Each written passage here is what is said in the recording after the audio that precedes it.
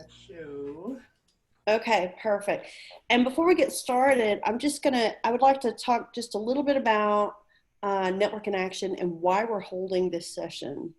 Yeah. Um, so Network in Action, we're a business services company. The focus is on helping small business, and we primarily do that through networking and facilitating networking groups to connect members. And we have a lot of differentiators that make Network in Action different from other groups. But one of the big ones is we really do work primarily with the small business owner. And so when all this happened in current events, we wanted to provide an opportunity for small business owners to come and talk about how current events impact them.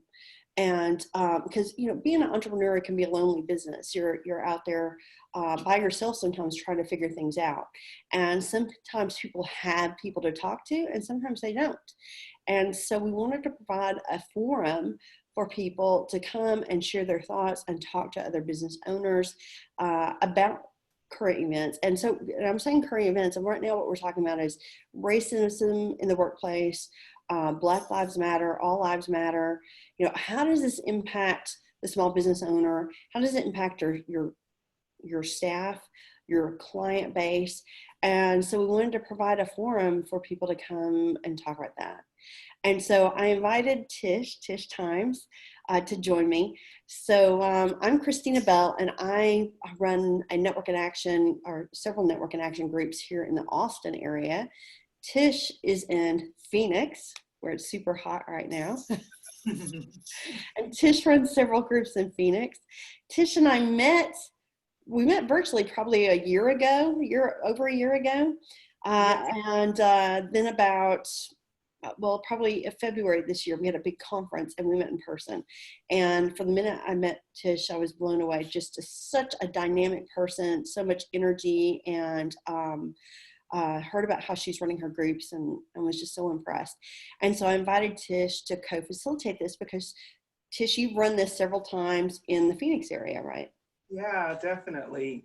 So I'm excited to be able to do this. I want it to be an interactive conversation. I know that some of you all may be listening to this later, but if you have questions, I'm going to give you my number, my direct email. If you have questions I can answer, of course, Christina will be there as well. My direct email is tish@networkinaction.com. And if you're looking at this and going, I have a question, feel free to reach out. I'm happy to answer.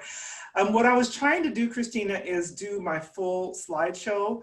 I have this new phenomenal setup that for whatever reason, whenever I play my slideshow now, it takes all of your picture I can't see. I can see it on my computer, which is over there, but on my screen, I won't be able to see you. So if you're going, hey, I have a question, I want to say something. Okay. It will be really difficult for me. So are you okay if I just kind of talk through this way instead of playing a full-on slideshow? Because that way, if we want to interact, it'll be easier for me. That's perfect. All right, perfect. So I'm just gonna slide this down a little bit. It'll make it easier for me just to make sure I can see everybody. But I want us to kind of think through, why should we be thinking about inclusion? And I'm going to take it further. Racism, diversity, all of the words that are kind of buzzwords that you're hearing in the news. Maybe if you have a corporate job, you're hearing them at work. And maybe it's like, ooh, this doesn't really apply to me. I don't really think you know what I mean? I don't think that I need to be having these kind of conversations. It doesn't really impact me. I'm going to share with you a few things and reasons why it does. And I'm doing it from a business perspective because I know our members are generally business owners, sales leaders, people who are in the workplace. And I think this will be the best way for people to be able to say, oh, okay. And I think that as you're listening to this information, it'll also kind of help you see in your regular life. How does this apply to me as a parent? How does it apply to me in my community? What can I be doing differently? So although we're talking about business, think about it from a whole perspective, because I really do believe that it will help us in all areas. So what does racism impact my business at all? And to be honest with you, Christina, this presentation was born from that question. I was in a large meeting and one of the participants, said, I don't think it impacts my business at all. I'm a solo entrepreneur. I don't have a big team. I don't really think it really impacts me. And I'm going to talk to you today about how it does, Okay. how it can be a huge, it can come upon you when you least expect it. And where might you be vulnerable and not even see it because you're thinking, I work alone, I don't have a team, I don't hire people, blah, blah, blah, right? So we're definitely going to talk about that. I have it set up for us to do some breakouts because we're a smaller group. We're not going to do the breakouts and the polls, but we're going to kind of just talk through that. And then I think that when people are listening, they'll be able to pick out the places where they're like, whoa, that's me. And it'll be helpful. And Yeah, we're just going to great. talk about it. We're just going to talk about it. So what should I say? Have you ever, and these are questions I'm posing to our small group here, have you ever found yourself in that position? It's like, oh my God, I see everything that's going on, but what do I say? You know, how do I, whether it's standing up for your business and making that statement that we've seen so many people make, or whether it's reaching out to your friends and clients of color and knowing how do I show myself as, you know, ooh, I want to be there for them. I want to help. Christine, I'll ask you, like, you know, not a rhetorical question. What about you? Have you ever found yourself in that place of, I don't know what to say. I don't know what to do. I have. So I think it's a difficult time because, you are afraid of saying the wrong thing, maybe, and being Yeah. perceived a way that you don't mean to be perceived. So sometimes maybe the easier thing to do is just not say anything, which isn't productive really either. Yeah, yeah. And I think it is important for us to ask that question because I've had people that I've known for years who are pretty comfortable with me, maybe inbox me or shoot me a text message and say, hey, I want you to know I'm here. I don't really know what to say right now, but I just want you to know. I've had people say, you know, I'm standing in solidarity with you. I don't quite know what to do, but if you need me, I'm here. Matter of fact, one person said, you just tell me what we're going to do and I'm going to be right there beside you. It's like, Yeah. you just give me some direction and I'm right there with you. So that's important. And then when we are making our quote unquote statements, when we are kind of trying to figure out, okay, what's next, you know, we're going to engage in respectful dialogue because we all have backgrounds. We've been taught certain things. Sometimes we have strong opinions on these types of matters, you know, matters talking about diversity, inclusion, racism, all of those various things, and then learn to listen and seek to understand the viewpoint of others. Because I think the thing that creates the most division in our nation and especially in our workplaces is when we're just like, I'm putting my stake in the ground. This is what I believe. This is what I know. And I'm not really open to hearing anyone else. I'm not really open to your viewpoint. So when we're figuring out what do we say, it's like, maybe I don't say anything just yet. I kind of listen. I kind of, Mhm. you know, seek to understand. And then it's okay when we do, you know, we do speak up to use, to speak up for ourselves, I statement. I don't understand because sometimes we come with that, well, everybody understands this and, you know, or we all think this way. And it's not, you know, we all have different perspectives and different thought processes around it. So using I statements is important. And then assuming positive intent. That's a big one, right? No, I think that cannot be overstated. Years ago, I had a manager who I tremendously respected, and she was a mentor to me. And her, one of her big words of advice were, perception is reality, right? Yeah, yeah, And that has led me over the years because this is how I perceive things. And so it's my reality, but really it may not be reality. It's just my perception of reality. But right, still, in talking to other people, be aware of what their reality is. So I right, think it's right, huge. right. So, you know what? It occurs to me right now, when you were saying you might need to walk me through it, I'm just making sure you are recording, right? Yes. Okay, perfect. I didn't see Yeah. the little red dot. I was like, wait a minute, was she Well, on me to it record or says not? it's recording. No, I So, see it now. I do see it now. I just didn't see it okay. before. I want you to think that I was supposed to be the one to record. So I just Yeah, wanted. no, I got it. Okay, perfect, perfect. So the question that, you know, the question on the table now is, what has been your experience with these topics? have you had training? So many of us who've been in corporate America, like it or not, we've sat in a room and someone's come in and kind of trained on diversity and inclusion and belonging and sensitivity and all of those things. For others, it's kind of that, well, I've seen it on the news, I've read a story, I have friends who've talked about it. And then for others, it's like, this is all brand new. I have no idea what is going on in our world right now. How would you say your understanding is? And I was about to say Jacqueline. She You came know, just in time. you know, what has been your experience? There's no wrong answers here because we are where we are. Have you had formal training? Have you kind of heard about it, or do you feel like this is kind of brand new information? I have not had formal training in business or anything, mostly observation, friends, and just kind of being in a multiracial family. Sometimes I get perspective from my husband or others. And so it's top of mind, but I would say it's mostly listening. Perfect. Awesome. Christine, what about you? I know you come from, at least the part of you that I know about, like your sales training background and everything, but I don't know if you've been in a corporate environment where this kind of thing has been trained. Yeah, actually, my history, I've worked for some really big companies. So I worked for Xerox and ADP. And this was definitely part of the training that was offered. You know, it's interesting though, this has been a topic. I was thinking back, you know, how this has played out, you know, in my life. And ironically, so racism cost me a promotion at one point. Wow. And it was somebody had asked me a situation I didn't feel like I could handle at the workplace.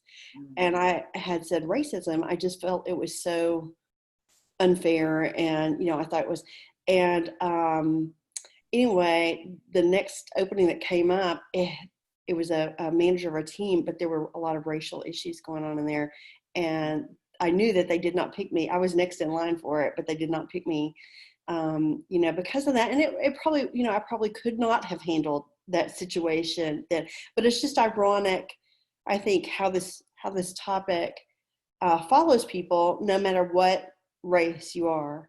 Yeah, you know, and if we look at our lives, even though we can easily say like, yeah, that doesn't really apply to me. If we really examine our lives at some point in our lives, we've been on one side or the other. We've been a victim or we've participated. And I think all of us, whether we've meant to or not, have said certain things or listened to someone and not stood up for someone else, you know? So I think that it has impacted all of us, but we may not see it that way if it's not like right in our face and costing us a job or causing us not to be able to be included in certain things. But I think on some level, the majority of us have experienced it, whether we've had formal training or not.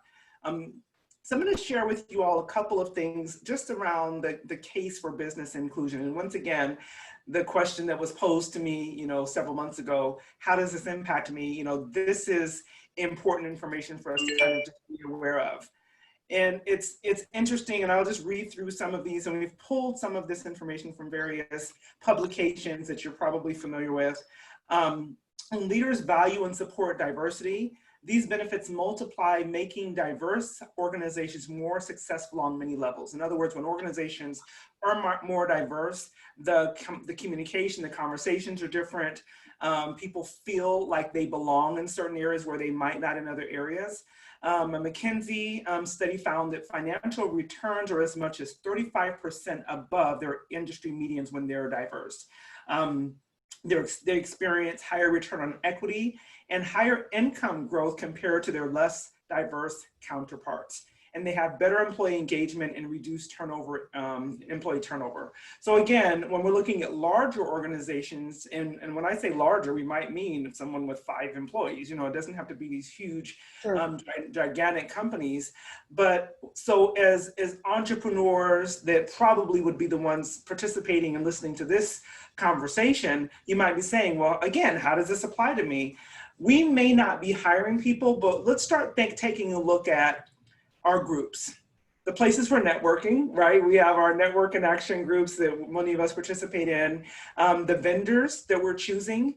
And we're going to talk a little bit in a moment around some of our unconscious bias that we might have it's never, I say never, but it's very seldom. For most people, it probably is never a conscious decision to say, I'm only working with people who look just like me. I'm only surrounding myself with people who I think understand me or get me. So we have to begin to look at our lives. And when I did this session a couple of weeks ago, I was really pleased with some of the feedback, because it was a women's group, and some of the women said, I'm seeing my biases in ways I never saw them before. I'm realizing that without even thinking about it, I've made decisions based on who looks like me, who thinks like me. And again, it's not a bad thing. It's just an unconscious bias. It's just something we do without even considering it. So when we're smaller businesses, start looking at, who am I surrounding myself with? Who am I doing business with? Who am I hiring as vendors? Who am I hiring as subcontractors? Those types of things. And you'll see that, again, when you kind of have more diverse organizations, frequently you'll see that people who may not have been attracted to you before are now attracted to you. People that you may not have thought you could help before you're able to help. So also looking at the State of Women-Owned Business report, and it says between 2007 and 2018, after that first huge hit on our economy, and then here we are again, women-owned businesses still grew 58%. And out of that, Black women-owned businesses grew 164%. And I thought that was really important to mention, because even though our businesses might be growing as African-American women, we're also seeing the income gap widening.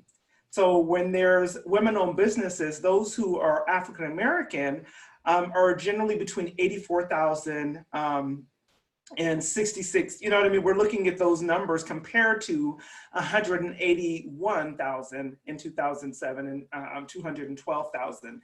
So there's a huge disparity, and that many times has a lot to do with what's available.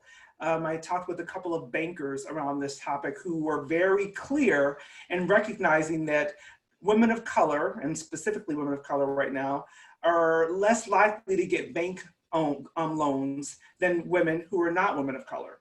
And so looking at in our businesses, where might we not even realize that we're maybe giving certain things to people that are not of color, people who are white, opposed to people of color. So looking at it from this perspective. Del Gines, the author of an intriguing new report from the Federal Reserve Bank of Kansas, basically says that an entrepreneur is someone who will jump off a cliff and assemble a plane on the way down. We can all, right, attest to that. But it says that for Black women entrepreneurs, they do it with only a toothpick and a napkin, meaning they have to be more resourceful. They have to figure out ways to do things without the capital, sometimes without the support and the resources that others might. And so that's why, again, just kind of figuring out, well, why should we be thinking about women of color, people of color more so than others? It's not so much that as much as it is recognizing the disparity of resources, the disparity of sometimes capital that might be available from a business perspective. So I'm gonna ask you all some questions about these words. And the thought is, what comes to mind when you hear the word diversity?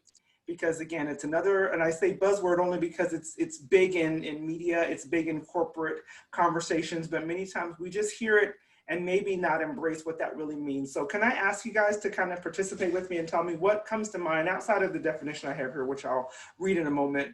What comes to mind when you hear that word diversity? So I think just when you're talking about diversity, it means that you're being inclusive of everybody, age, race, religion, gender, everything. Diversity means, this giant mixing pot. Yeah, I agree. Jackie, anything to, and I know you have Jacqueline, and I have a friend named Jacqueline, I call her Jackie. Do you go by Jacqueline? Yeah, Jackie's great. Okay. Yeah, so I would say when you think of the most current events, I think race does come to my mind first. However, I truly believe that diversity is a breadth of thought and perspective and background, and it's not just appearance. And so I do think it's, when we talk about it lately, I hear more of either ethnicity, racial appearance or skin color, and then marginalized groups, gender. But I also think it has a lot to do with other things. Absolutely, absolutely. Our conversation, today kind of focuses on race, but it is not just race. And if you look at this definition, it includes all the ways which people differ, and it encompasses the different characteristics that make one individual or group different from another. And I love that it talks about ethnicity, gender, national origin, age, religion, disability, gender identity, sexual orientation, socioeconomic status, education, marital status, language, physical appearance, everything. So it is important that we broaden that definition where people don't only think, like you said, of physical appearance, race, background. It is much larger. But I think that when we look at our organization at large, are we including people of all backgrounds, people of all different age groups, people of all different sex, in all different sex, you know what I mean? Are we really being intentional about diversity and inclusion in our organization? And that's a word I think is going to be really important for our conversation. Is it's easy to just kind of let things happen. And we want to make sure we're bringing in the most qualified people. So I'm not saying that. However, that being said, it is important, I think, that we look at how intentional are we of making sure that we're bringing people on who look different, who sound different, who have different thought perspectives, their backgrounds, so on and so forth. So that next phrase is inclusion and belonging. And you mentioned that phrase already, Christina. It's including everybody, but it's also including them in a way that they actually feel like they belong.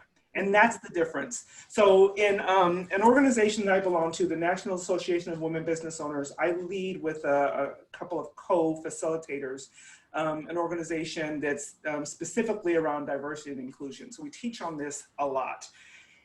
And so that's why that's one of the reasons Christina and I are having this conversation together. This is something I do as part of my corporate work. I really focus on networking and sales to entrepreneurs and sales leaders. However, I work with a lot of corporate organizations, teaching them on harassment, anti-harassment, sexual harassment, diversity, inclusion, belonging, sensitivity. I do this on a regular basis. And when I was having a session maybe a couple of years ago, I heard one of our speakers say something that I've never forgotten. She said, diversity is being asked to the dance. Inclusion is being asked to dance at the dance. Isn't that kind of powerful? It's like, it's enough to check a box, because that's what a lot of companies do. They check a box and say, we have people that look like all this, in our company, but they don't get asked to the corporate boardroom, right? When there's a major decision being offered up, they're not included in those conversations. And many times they don't feel as though they belong in the organization. So if we even think about it from our own personal groups, our networking groups, our friend groups, how are we making sure that we're not, without meaning to, without realizing we're doing it, checking boxes? And it's a phrase, I'm gonna say this phrase because as harsh as it may sound, we probably have all said it. We say things and fill in the blank. I'm going to use Black, but you can fill in the blank with anything you want to. We all say, well, I have a Black friend, or my daughter's married to a Black guy, and all, we can say those types of things. And again, you can fill in that word with whatever you want. But is that really enough? Because when in some of the work I'm doing with another organization right now, we're just in the beginning stages of this, kind of laying out what their training is going to look like. And we had a conversation with some of their senior leadership. And so they kind of said that without meaning to say it. It's like, yeah, we employ lots of people of color and different backgrounds. And one of the questions posed to them was, when's the last time you had a conversation with one of those employees? Because their entire executive team is white. Their entire executive team is white male. And they all, you know what I mean? So again, without meaning to, they filled those seats with people who look just like them. And so when we said, well, when's the last time you actually went down into the boots on the ground and had conversations and got to know them and did more than just send out a survey so that you can report to the donors and the people that are making decisions, hey, we have diversity in our organization. It caused them to pause. They had to stop and think, well, God, I don't know. Have you spoken to blah, blah, blah person? Do you ever talk to, do you ever ask these questions and then listen to their answers? Do they know who you are? And so it's different just to have diversity. it's a whole other ballgame to have inclusion and belonging within your organizations, within your friend groups, within your, even your family, you know, because again, we can take this and kind of trickle it down across the landscape of our lives if we're really, you know, really serious about this. So the next word is ally. And once again, it is so easy. And I think, again, all of us do it in some way, shape, or form. We watch the news and we say, oh my God, that's horrible. And then we change the channel and go have dinner and we don't think about it again, right? And we mean it when we say it, but we don't really do anything about it. We don't necessarily try to get involved. And so an ally is someone that not only says, man, that was horrible. I hate that that happened to that group of people or to that person. This is someone who makes a commitment, an effort to recognize their privilege based on gender, race, sexual identity, etc., and then works in solidarity with oppressed groups that struggle for justice. And doesn't mean that you have to go out and you know, picket and get deeply involved in that scenario, so much as if I heard someone, you know, for instance, Christina saying, well, I don't agree with, you know, the way certain people think about blah, blah, blah, I'm going to say, you know what, let's talk about that. Why do you feel that way? Have you had a conversation with that person? What do you really know? Instead of just listening and just dismissing it and saying, that's just the way they feel, I'm going to be an ally. I would never let someone talk negatively about you, Christina, in my presence, right? Just because it's not right, right? That's not who I am. That's not what I want to be. So sometimes an ally is someone from afar off who says, I am just not going to be a part of or participate in this behavior in any way, shape, or form. Sometimes it is someone that shows up to a march and says, I'm standing beside you. And that's a little bit of a deeper commitment, obviously, but it's a commitment nonetheless. And they stand in the interest to end all forms of oppression, whether it's, I don't agree with that, and I'm not going to allow you to say that about this group of people around this person that I know, so on and so forth. And it's doing it even when it might benefit you to not say anything. And I'll give you an example of that. This was many, many years ago. I was in the staffing world for many years. I worked for a large staffing company, and I owned a staffing company for 8 years. And so we did lots of hiring, and we did lots of counseling and lots of terminations. And I'll never forget one of my leaders asking me to say something to another team member or a member of the staffing pool who was not, was going to be terminated. And they were terminating him for a reason that I felt like was wrong. I felt like they're discriminating against this person. However, they wanted me to say, well, it's because of this instead of what's really going on. Mm-hmm. And I had a pretty good job. I got a pretty good salary, you know, with that organization. And I refused. Like, if you want to lie to this person, that's going to be on you. I won't be a part of this. And I knew my job was in jeopardy. At the end of the day, rightness prevailed. I didn't lose my job, even though I was threatened to have lost my job. But it was like, I'm not going to participate in this behavior because it's wrong, right? And if I knew then what I know now, I probably would have taken even more steps and made sure that person didn't continue that behavior with future people, because I'm sure that they probably did. But in that instance, it was like, I don't know that person, they're not a friend of mine, but I know this is wrong and I'm not going to be a participant in this behavior. And so kind of think through, how can you stand up for righteousness, stand up for justice, stand up for just, you know, for those who sometimes don't have the opportunity to stand up for themselves. Because that person would have never had a seat in that conference room. They never would have been able to face their accuser, if you will, face to face and be able to plead their case. So I had to kind of stand in that place, right?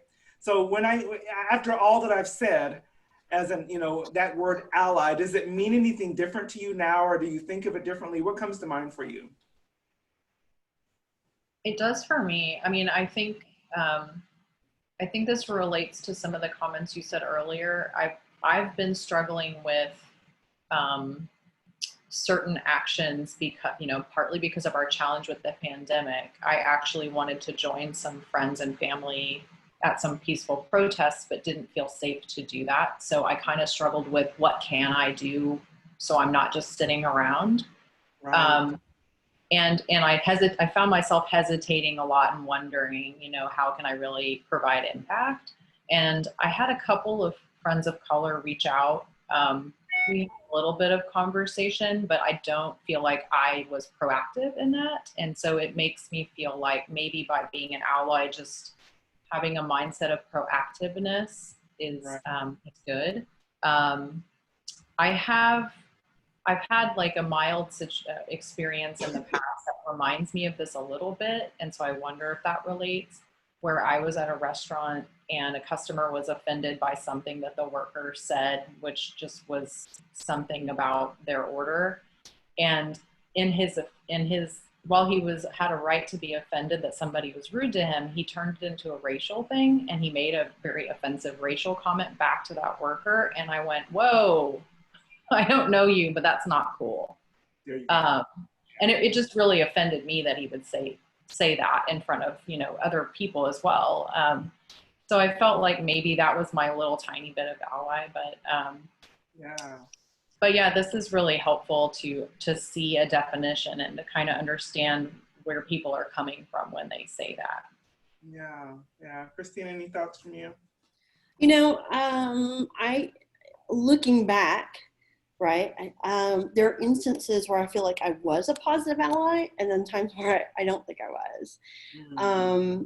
There was a time I resigned a job that I cared a lot about because of things they were doing, and had reported it and ended up being told to be quiet.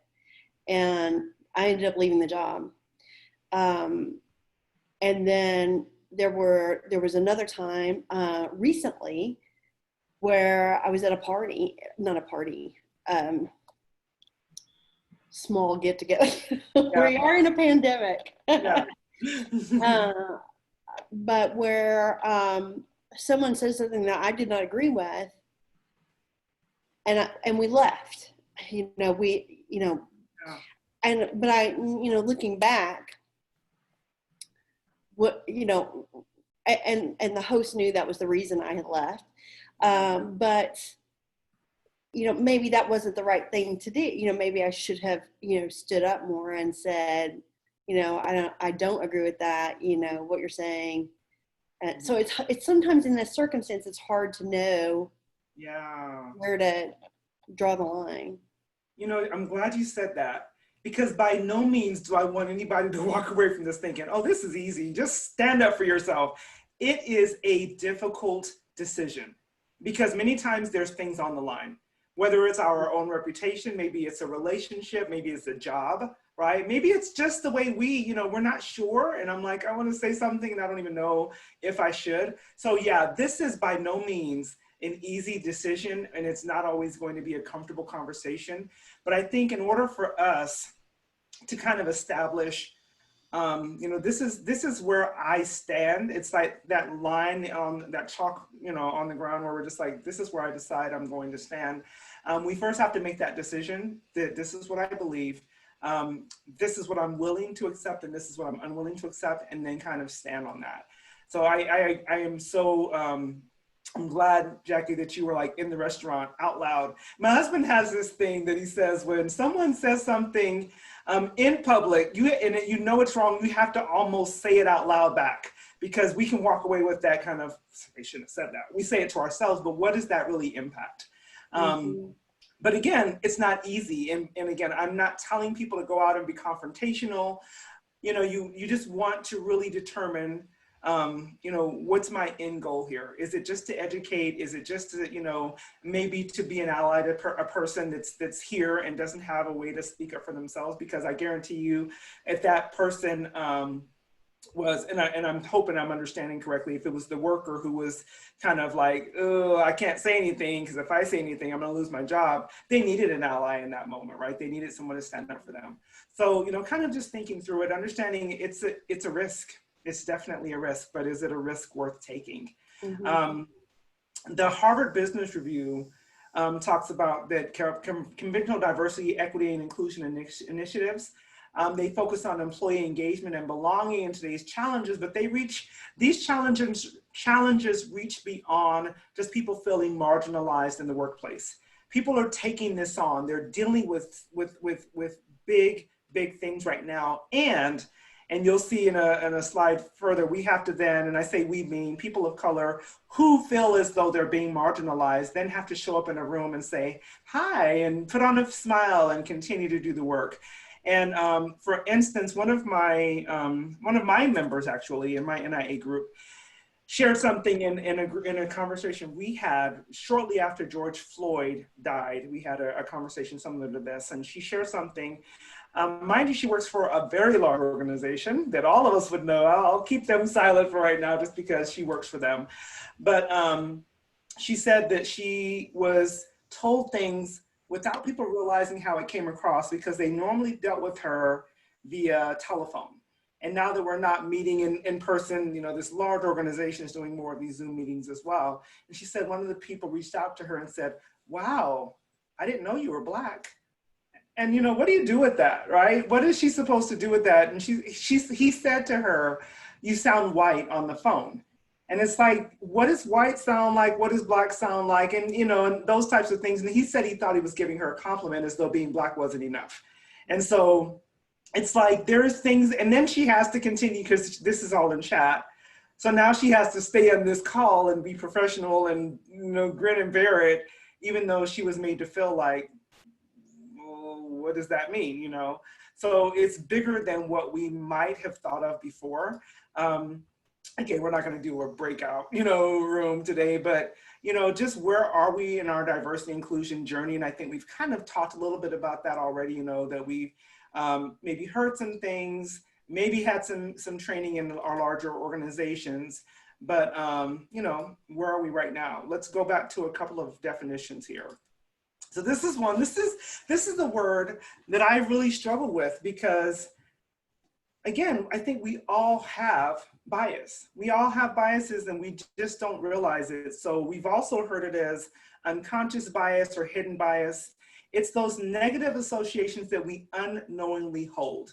And it may be something as such, like I said, we're hiring people that we believe are more qualified, not because of what their resume says or their experience, but because of how they look, how they might sound. I grew up in El Paso, Texas. And for those of you all who don't know it, it's on the border of Mexico, Juarez, Mexico. And so I've met some of the most professional, highly professional people who come to the workplace, but they might have a heavy accent. And I've seen those people be turned away because they don't sound just like everyone else in the room, right? And so again, without meaning to, the moment that person or people might start speaking, immediately we say, yeah, no, or we turn it off, or we begin to determine that they're not their expertise is not at a high level, or they are not able to communicate effectively just because they don't sound like us or they don't look like us. Some other things we might want to consider is, again, our friend groups, maybe neighborhoods that we might find ourselves never wanting to go to, not because we've spent any time there, but because we immediately see everyone who lives there looks different than me. And I've done it. We've all made these decisions based on our own bias.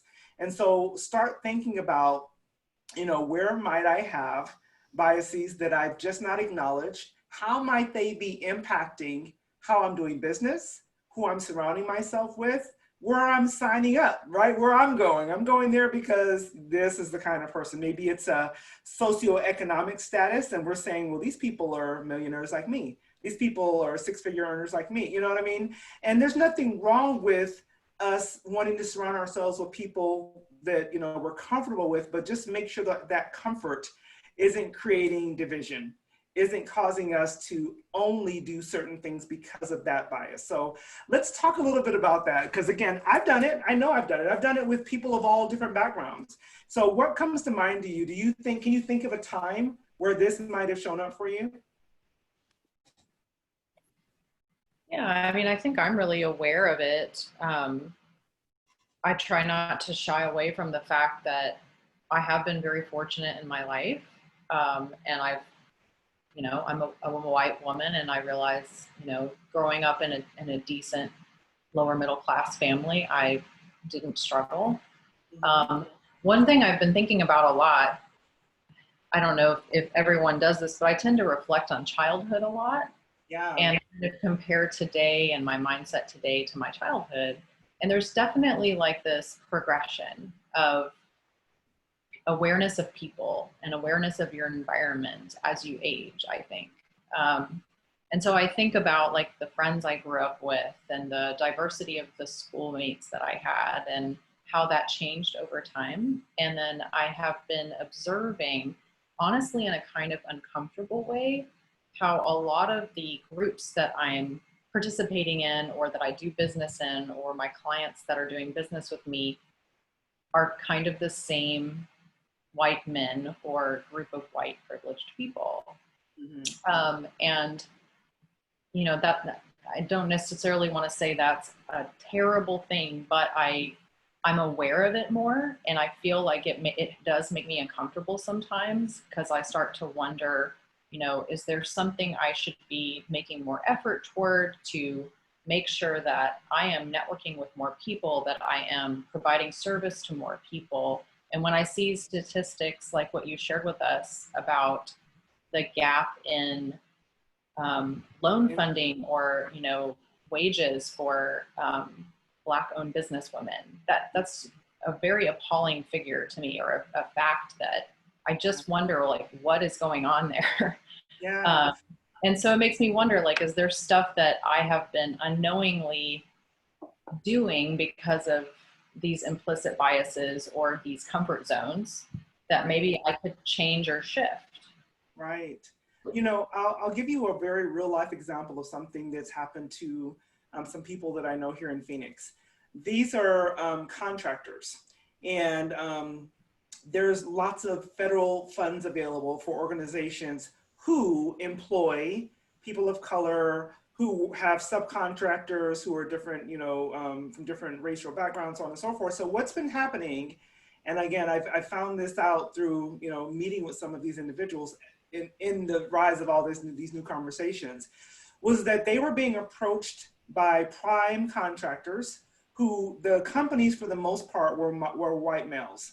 And they're having to add these subcontractors who are more diverse in order to get the federal funding. Then once the federal funding has been accepted, what's been happening is this: the prime is doing the majority of the work and not funneling those opportunities down to those subcontractors that they use their resumes, all of their information to be able to secure these new contracts. And then these subs who get so excited at this new prospective opportunity walk away with nothing in most cases. Wow. And there's nothing being done about it. So when we talk about that disparity in that income, it's like there's things like that happening on a regular basis for, you know, people of color across the board. But that's one real life example of why you're seeing that. So now the subcontractor walks away with nothing or very little, whereas the prime is now moving on to their next new contract. You see what I'm saying? So would you say that's a good example of the checking of the box thing? Yeah, trying absolutely. to take advantage of an opportunity. For I sure. mean, that's kind of happened to me. I realize it's not a racial issue, but as a woman, and we do have a minority-owned business because my husband is minority and owns the business. We have been hired as a subcontractor before and not gotten any of the work. And that's really intriguing that you just shared that, because it makes more sense now. Yeah. And again, and I personally, I love to just give people the benefit of the doubt. I don't think that those men got in the room and said, let's hire this Black company and not give them any work. But they weren't intentional with the division of the labor. You know, they just kind of like, we did what we needed to do, let's get this work done. And without realizing at the end of the day, at least that's my hope. You know what I mean? They looked at we got the work done, we didn't need to call these people, not realizing what a huge burden they've put on this company who thought they could depend on a certain amount of income that never happened. Right? So Christina, what about you? Implicit bias, what comes to thoughts for you? You know, I've thought about this a lot with our network and action groups, because, you know, we're in Austin, diverse population, but I don't have many I don't have that diverse representation in the room for the group. And I think about, you know, the way I filled my groups is I'll do, let's say I'm looking for a bookkeeper. And so I'll look for bookkeepers online, and I'll just start calling, one after the next. See, you're a rock star at it. I know how you do. But then I end up, then I'm looking at the result in the room, and I'm like, okay, why is that happening like that? I mean, it looks like, yeah. And then I think, well, maybe it goes back to what you were saying a moment ago about just, I don't know, opportunity or resources. Do they not have a website that, so I'm missing it in the, because when I'm putting together my list, that's what I'm doing. I'm looking for local bookkeepers, or I'm just using bookkeeper as an example. Yeah, exactly. Yeah. But could that be, why? I don't know. I don't know the answer to it. I definitely would love to have more diversity in the group. So I guess so I find myself questioning how to achieve that, but also how to achieve it. It's like you said, the inclusion part of it, right? I don't want to just check the box. I want to have it so it's really a add to the group, add to their benefits, where it enriches everybody. So the reason I mentioned an organization that I'm a part of, and I serve on a committee. The committee is called Rise Up, and again, it's a diversity and inclusion organization.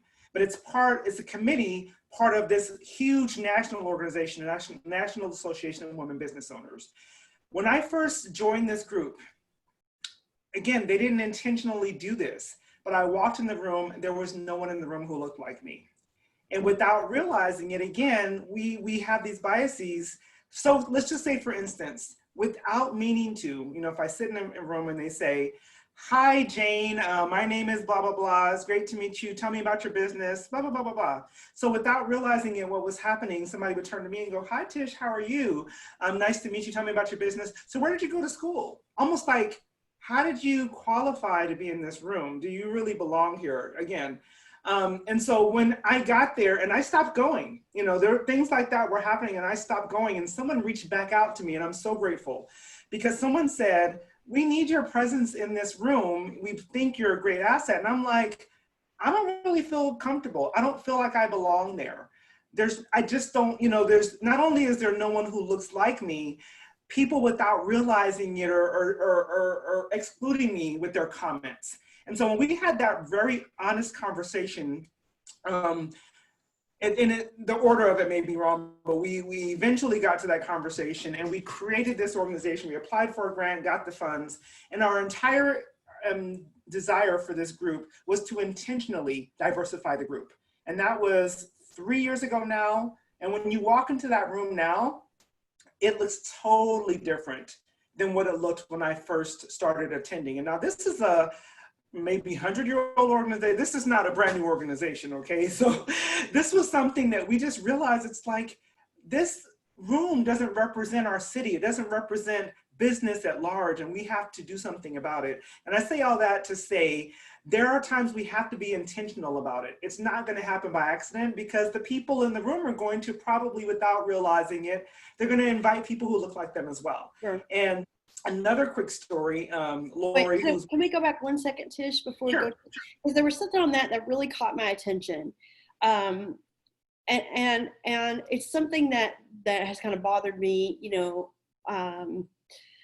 but okay. So you were mentioning that, they would ask you, so where did you go to school? Mm-hmm. Now, see, that is something that kind of flags to me, because that is a question I would ask, just in making small talk with someone. Right. So and if you're asking it to everybody, that's fine. I do. Yeah, and so that's not you then. That's not your intention. But here's my, so this is my devil's advocate on this, I guess, a little bit, mm-hmm. is if someone feels that way, but I ask that question of everybody, and maybe everybody else does too. Yeah. Is it actually a bias, or is it something that is, I don't know. I guess it's like, if you look for something, you're going to find it. That's true. And I hear exactly what you're saying. And this is, again, that was one example of many. But if everyone at the table looks different and everyone's saying, so, tell me about your business, how long you've been in business, blah, blah, blah. But then the question about, you know, almost like, let me see your credentials is kind of how it comes across when everyone is being asked really strong business questions on this level. It could come across. And again, it probably wasn't intentional, but over the course of, you know, several months when you're kind of hearing that or not being acknowledged at all is what it kind of feels like. So I wouldn't say, Christina, be careful because you may be, you know, people might think that. It's just when there is a room of people where everyone looks the same and the person of color is the only one who's almost being asked to justify their ability to be in that room. And it doesn't happen often, but it does happen sometimes. And we're going to talk a little bit about that as well here today.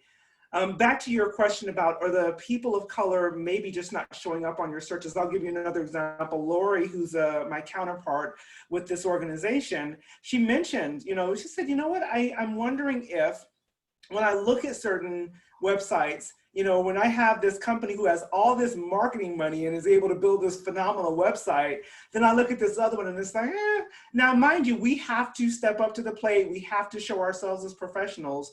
But she said she realized when she was specifically looking to work with Indigenous organizations. She said, I have to be more aware of my biases because sometimes the Indigenous websites I'm looking at really represent them as a people. And without realizing it, I'm disqualifying them instead of saying, I need to do more research. I need to understand, I need to have some conversations. So again, sometimes they're not represented as people of color. Sometimes we're just, it may look different because of that disparity. I may not have a marketing team. I may not have some of these other things. So again, just being aware of it is really, really important. And kind of to the point of what I was saying earlier, microaggression, it's those little things that are said that can come across as almost like a backhanded compliment. You get what I'm saying? That totally makes sense. That does. Yeah. So I don't think, again, it's intentional or unintentional. I have to believe that most people don't wake up in the morning and say, who can I offend this morning? You know what I mean? Who can I really discriminate against today? But it's just those unintentional things that we don't realize could be derogatory, could come across as negative, could even really be full on racist. We just don't know anything more about it. So that's what I mean by that. Got it. Yeah. So this is a phrase that that's kind of new to the world, if you will. It's been around for a long time. We just haven't been hearing it a lot. So we have to make a decision. Are we not only not going to be racist, we're going to be anti-racist? It's kind of back to that ally definition we talked about earlier. Not only am I not going to participate, I'm going to stand against it. And I'm going to make sure I say something when other people, you know, are behaving or speaking in a way that's absolutely inappropriate and can be perceived as racism. Make sense? Mm-hmm. So I'm going to share with you all, this was like real life. You'll hear about a company that's right here in my hometown. And it's like, again, how does this really impact my business? And we all know about Best Buy. Best Buy, big box company, right? Most of us have one in our city or somewhere close by. And the CEO did I believe, a really smart thing. At the very beginning of all of the things that kind of began to take place most recently with George Floyd, he wrote this, and I'm going to read it because I think it's super powerful. Because we write about these events, not because most of us know what this fear must be like. We are, as a group, by and large, not people of color. He's acknowledging that, right? We write this not because most of us have known anyone personally in a situation like this. Thankfully, most of us do not. We write this because it could have been any one of our friends or colleagues at Best Buy or in our personal lives lying on the ground, struggling to breathe or filming someone as they threatened us. So he said right up front, this is where we are. We're going to take an anti-racist stance on this whole thing. We're going to show ourselves as an ally because it could have been any one of us. It could have been someone that we know and love. And I really love that he did that. And because he did that, that whole thing about the employees feeling like they belong, you know, when I saw some of the comments that the staff made, they were like, thank you. It's almost like I feel like someone has my back. I feel like I'm not alone in this anymore, you know, and that was a huge stance for him because it could have gone any way, right? People that believed out differently could have said, we're not buying from Best Buy, but he said, you know what, this is where we are. We're putting our stake in the ground and this is where we're going to believe. On the other hand, there's a small, and I used a small company because many of us are small business owners. We're not these huge, we're not Best Buy, right? Arizona Foothills is a magazine that's here in the local Phoenix market. And the CEO, he didn't have team members who did something or said something, but what did happen, and this is national news, you can look it up for yourself, his wife went on social media and made terrible racist comments. Terrible. And what happened when we say, how does this impact my business? Do you know how many of his advertisers immediately pulled their advertising? Do you know how many subscribers immediately halted their subscriptions and refused to do business with him even right now because of what happened? That because he didn't say, hey, this is where we belong, this is what we believe, this is how we're going to govern ourselves, and take that proactive stance, things got away from him, and he's still trying to dig himself out of this, and he had nothing to do with it. Or at least it was not him or his team necessarily that did it, but he's being impacted by it severely, right? So that comes down to how can it impact my business? So how do you see this and hearing those two stories and recognize, how might I be still vulnerable and not even have realized it? We had the same situation here in Austin. Really? Somebody who owned some fast food places around town, and his wife who made some comments, and it same kind of thing happened. Yeah. So you're right. I think that is so the lesson to be drawn is get out in front of it. Exactly. Be a leader. Be a leader. Yeah. Because even if that would have happened, had he said something at the front side and said, hey, this is where our company stands, at the very least people would know, okay, that's not his she got away from him and it just happened, and they might have at least been willing to listen and stand. But because there was no proactive behavior, it was like, that's how they believe. It's kind of like automatically. So kind of can think about that. Where might your small business that you don't hire people, you don't have, these big other issues, how might you still be vulnerable, and what might you need to do even right now to make sure that people know this is where I stand. I'm not going to accept, participate, or, allow these types of behaviors to happen in my organization. Hi, Seth. Welcome to our conversation. How you doing? I'm good. How are you? Very, very good. Thanks for joining us. We recorded this whole thing, so you'll be able to go back and listen to everything else we talked about. I'm glad you're here. So, and just kind of following up with what I just talked about, how organizations, small and large, respond to large-scale diversity-related events that receive significant media attention can either help employees to feel psychologically safe or contribute to the racial identity threat and mistrust of the institutions of authority. So Best Buy kind of helped those people feel like, okay, we have someone who has our back, who's going to make sure at the very least that we're heard. Whereas Arizona Foothills, without even realizing it, let those employees feel like, well, that's where they stand. You know what I mean? Nobody has my back. I'm looking for another job.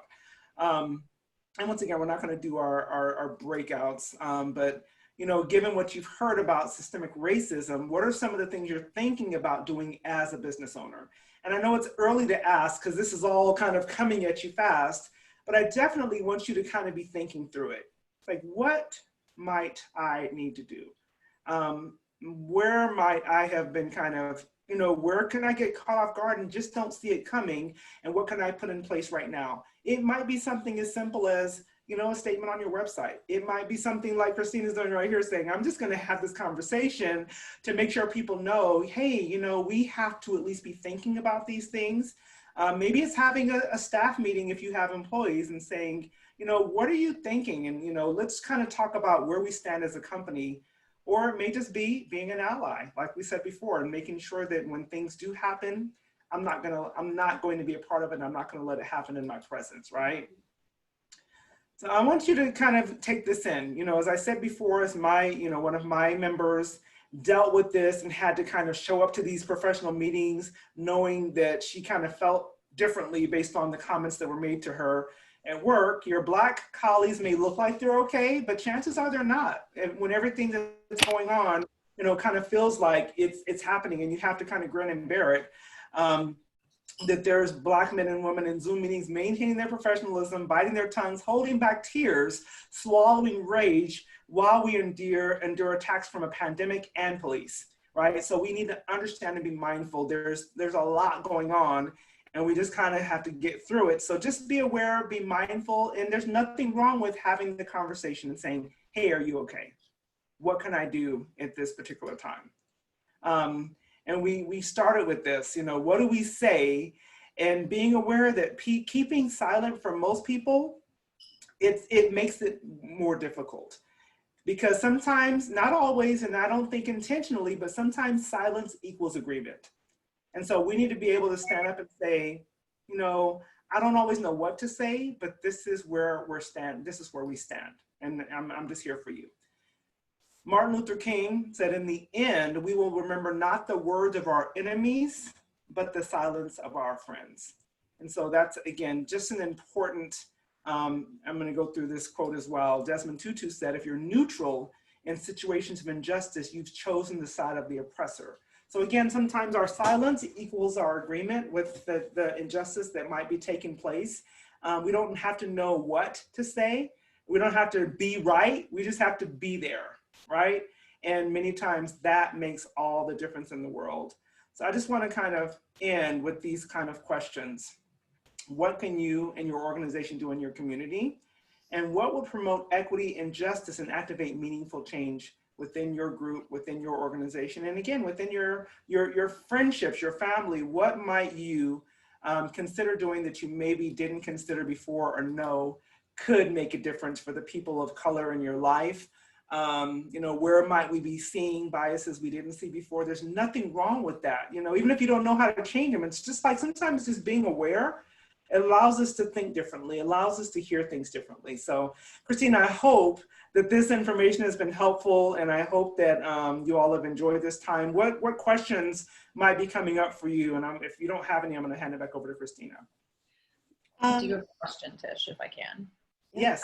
So a lot of organizations that I participate in, especially as a board member, are very much in this action state of creating diversity committees. And they want to take some kind of action. The pattern that I've seen is that that's challenging for them because they will find that the majority of the members or the board members are white. And there's this struggle on how do you do that appropriately, because somebody wants to get something going and they don't want to just check a box and say, we have a committee. They want it to be the right voices and the right actions. Do you have any feedback on that? There is nothing wrong. And I mentioned to you how our committee came about, with NABO. And there's nothing wrong with going to other people of different backgrounds and different age groups and different colors and saying, this is where we found ourselves, and letting them know, I'd like to invite you in because we recognize we don't have voices of diversity right now. Would you be willing to help us through this? In other words, inviting people onto the board, but telling the truth. Because when we just say, hey, we need you to come sit in the seat because right now we're not very diverse, that feels different than someone saying, I know that we've not done a good job at this and diversity and inclusion thing. We're ready to make a change. Will you please help us? Will you please come join this committee? Would you please come, consider sitting on our board, and doing that across the board, not just one or two people looking at it and saying, we really need to make a change, because then your committee, if you will, has the right makeup in order for people to know you're serious about moving forward. But you're right, it does feel a little, like, what are we really doing here when you're just like, well, we're bringing the same people together who need to kind of possibly see things and hear things differently as well. So I would say diversify your group to the best of your ability, but be honest with why you're bringing people in, because they want to help. And I know that many people are ready to say yes to that, but they just need to be asked. Yeah, I think that's the biggest problem right now is the uncomfortable nature of, Yes. especially, as a white male, going to people and saying, hey, I know I've served on this board for 5 years and we don't have a single black person on it. Yeah. You want to join because I know it comes across to me as, hey, it's the thing that we're doing now. like Yeah. come on board. Yeah. You know? And that's a tough place to be. It is, but I bet you there are lots of people who would gladly come on because they want to see change, and change doesn't happen in these silos, right? It happens when we begin to do it. So that's why I said that honesty is important. It's going to be uncomfortable no matter what, though, Seth. It is. It's just an uncomfortable conversation. But if we go and say, hey, we're wanting to, we recognize where we are right now. We're needing to make sure that we have different backgrounds, different voices, different people who look different, sound different, blah, blah, blah. You'd be surprised how many people would say, thank you, yes. And it would be important for you to know, okay, well, how do I have that conversation? And that's something that, and I told at the beginning, I put my phone number, my email, if I can help with that, I'm happy to, because that's what happened to me. And I was offended before that conversation came. So if they could win me after having offended me first, I guarantee there's some people that are not offended who are just like, nobody's ever asked me. Yeah. Right. Yeah, I think, it was funny because I was watching the Apple Plus Oprah series with Emmanuel Acho, Mm-hmm. and they kind of said, like, look around your circle. And then, Oprah and Emmanuel both said it, be uncomfortable. We've been uncomfortable for centuries. Yes. And so don't be afraid to be uncomfortable, because it's going to be uncomfortable, but it's one of those things that when you look at it, you just naturally, and people are the same way. Emmanuel talked about it in football, that even in football, which is a very diverse environment, when you walked into the lunchroom, naturally, white people were sitting with white people, black people were sitting with black people, Hispanic people were sitting with Hispanic people, and it was just a natural grouping that we all fall into, and it is forcing to make change. You have to force yourself out of your comfort zone and go and sit. And he used the example of black churches. He said, black churches have been labeled black churches. They're just churches. Yeah. You're allowed in there. We're not going to throw you out. Now, it's going to be crazier than you've ever experienced church before. True that. Yes. But just because it's different doesn't mean that you're not allowed. They've just, over time, been given that label, but it's really just a church. So true, for sure.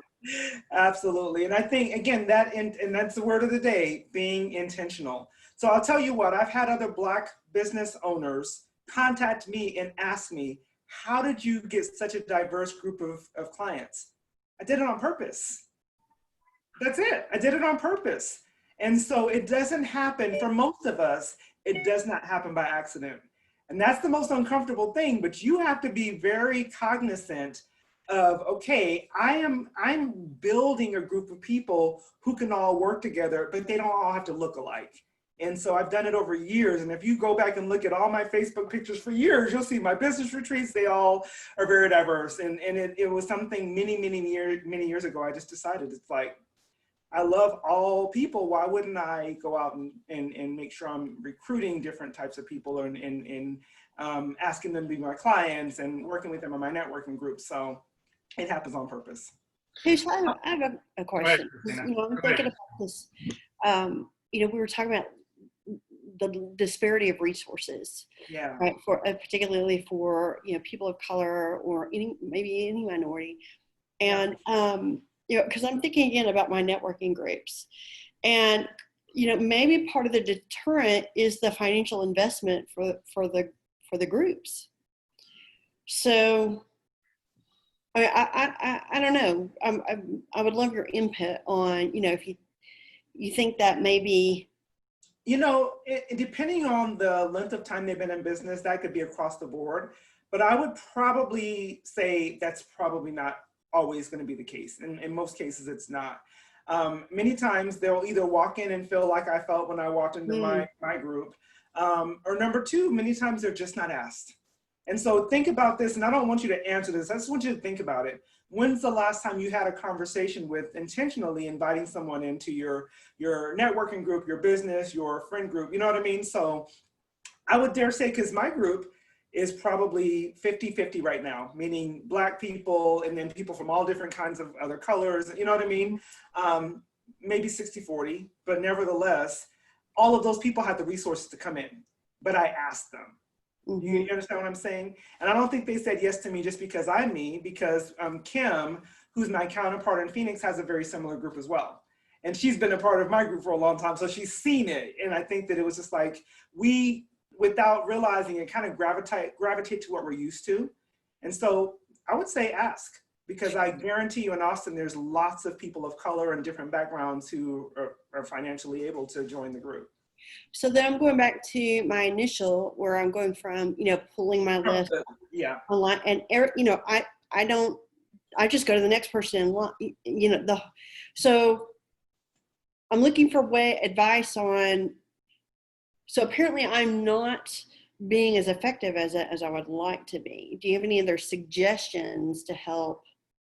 So I heard something that I thought was really important on a session I was doing earlier this week, or last week, either way.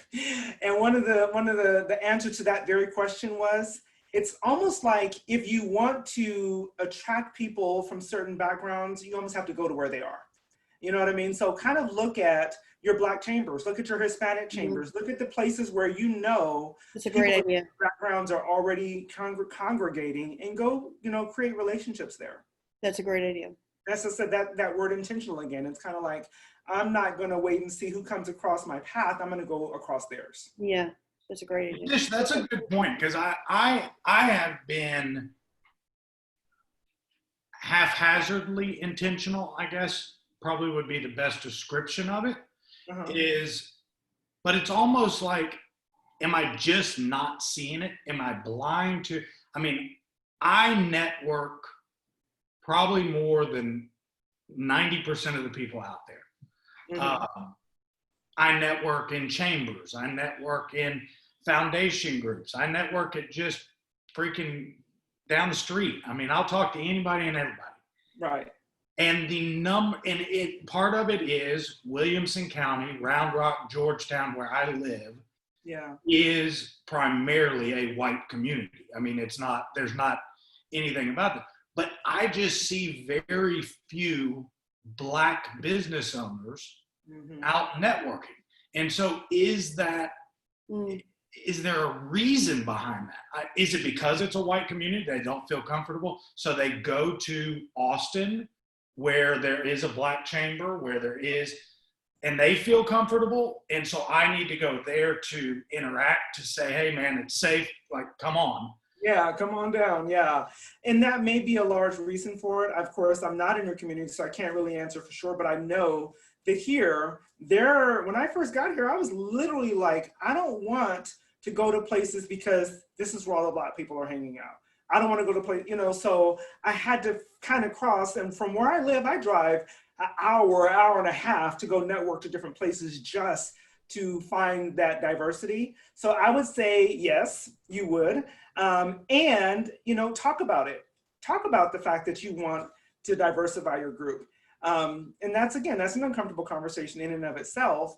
But sometimes people will look around and say, well, I guess this is who we need to be attracting, without meaning, you know what I mean? It's not an intentional thing, but yes and yes. Yes, you may have to go out and go find them. And you also may need to start talking about it. We want to make sure we have different thought processes. The more thought, leaders in the room, the greater their ideas are going to be, and various other things that will come out of that diversity. So go find people who you're looking for, or at least put that invitation out, and then talk about it more.